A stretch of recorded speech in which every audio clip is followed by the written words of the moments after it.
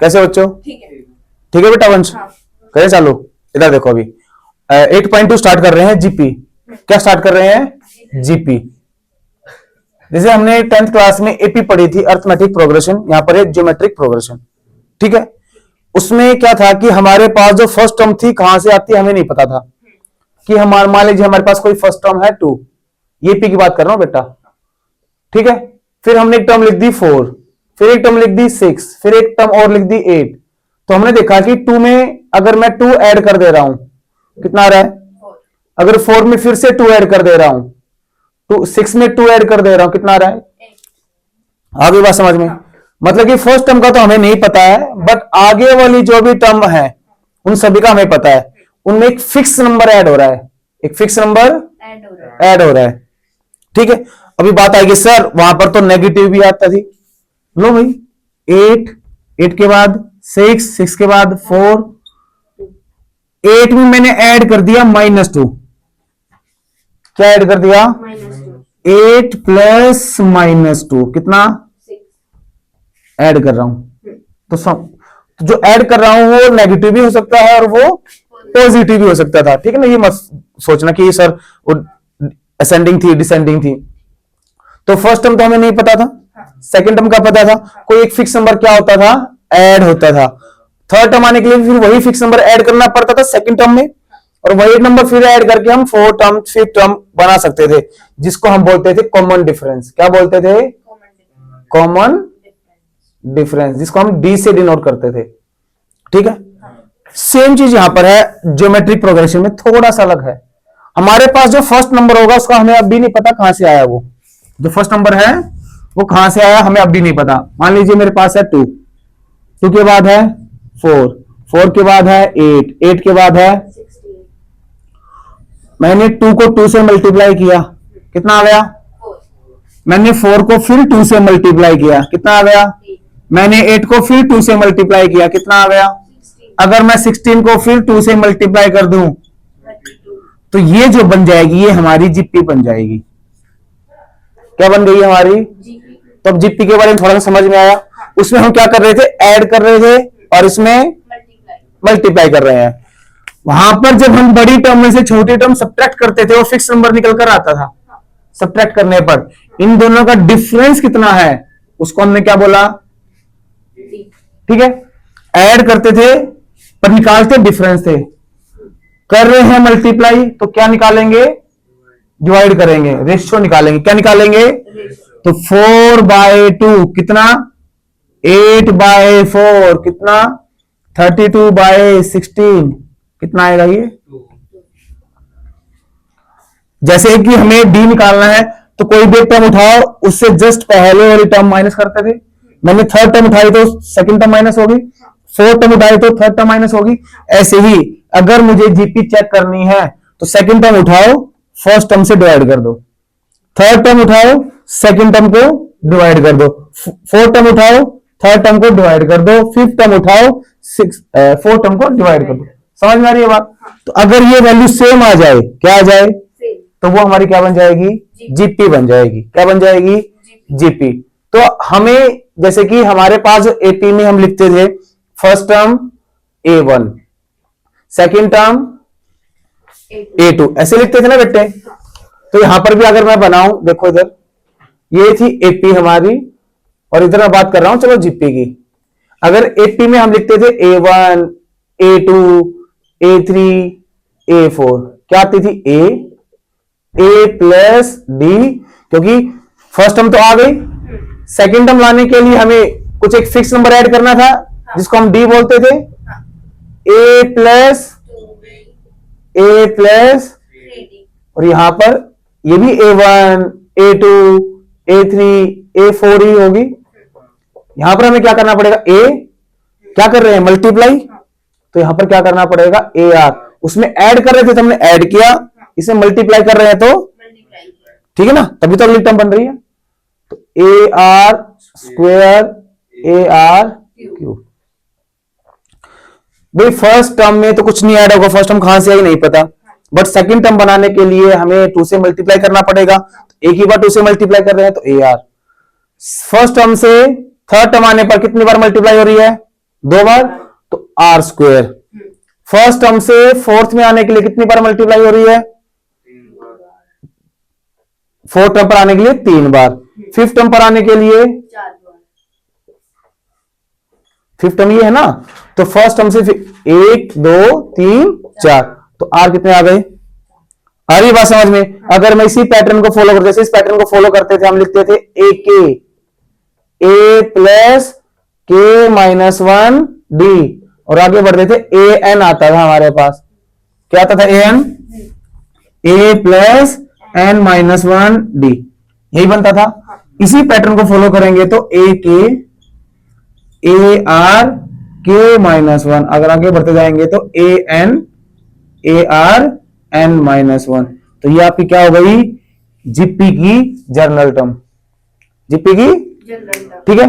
जैसे कि इसमें होती थी, ये हमारी कौन सी पोजीशन है? फर्स्ट पोजीशन पर आने वाली टर्म ए है, सेकंड पोजीशन पर जो टर्म है वो है ए प्लस डी, यही होता था ना।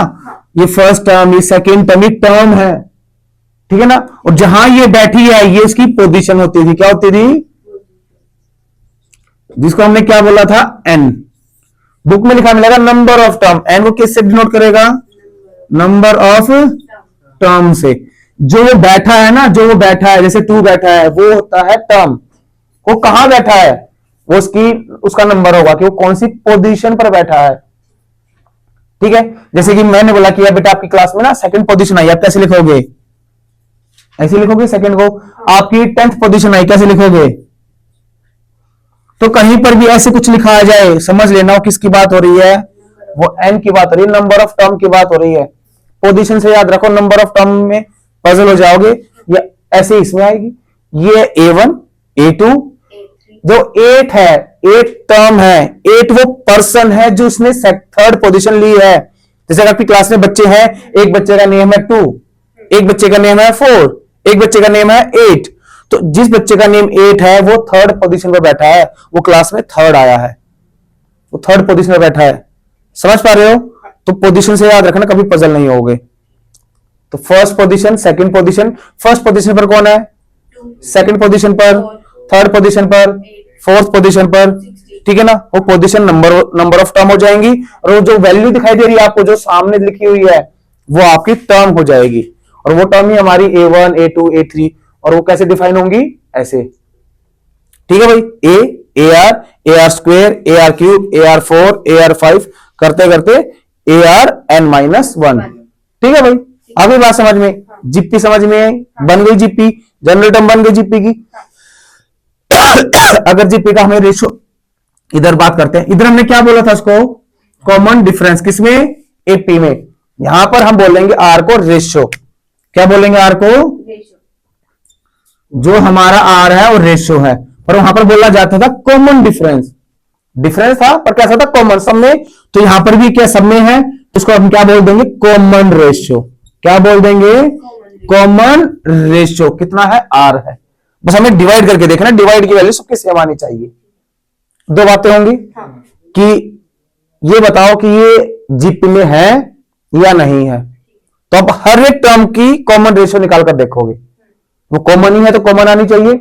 अगर कॉमन आ गई तो जीपी में है, या फिर वो ये बोल देगा कि ये जीपी में है, फिर आपको कहीं से भी कोई भी उठा के डिवाइड कर लो, तो जो वैल्यू आएगी वही आपकी कॉमन रेशियो हो जाएगी। जब बोल रखा है जीपी में है तो हमें चेक करने की जरूरत है, जैसे एपी में करते थे। समझ में आया? उतारो ये फटाफट। जीपी समझ में आई? टर्म समझ में आई? अगर हमारे पास सम की बात करेंगे अभी, अगर मेरे पास कोई टर्म जीपी में है तो उसको वो टर्म्स कैसे लिखी जाएंगी?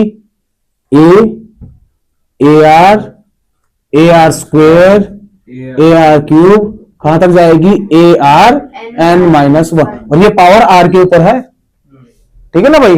अगर मुझे इसका कॉमन रेशियो निकालना है, जिसको हम आर से डिनोट करेंगे, आर यही वही है, तो ए आर बाय ए, ठीक है ना। इसमें से ये अगर लिखते कैसे हैं? A2 बाय A1, बोलो A3 बाय A2। अगर मैं इनको मल्टीप्लाई करूं, A2 square equals to A1 A3। अगर कोई जीपी में है, कई बार ये कंडीशन काम आ जाती है, जैसे कि मैंने बोला कि A B C ये तीनों जीपी में है। किसमें है? जीपी में। तो क्या होगा? B by A equals to C by यही होगा, second divide by first, third divide by to second, ठीक है ना भाई। तो बी बी कितना बन गया, B square equals to A C. 1 marks question है बेटा ये, ठीक है। डायरेक्ट टिक लगाना है, जो मिडिल टर्म होगी उसका स्क्वायर और फर्स्ट एंड लास्ट टर्म की मल्टीप्लीकेशन वो जीपी में होंगी वो, ठीक है। आगे बात समझ में। अब बात करते हैं सम की। देखिए सम का फॉर्मूला क्या बनता है, S N equals to A 1 minus R की power N upon 1 minus R. ये कब होगा, जब आर की वैल्यू लेस देन 1 होगी।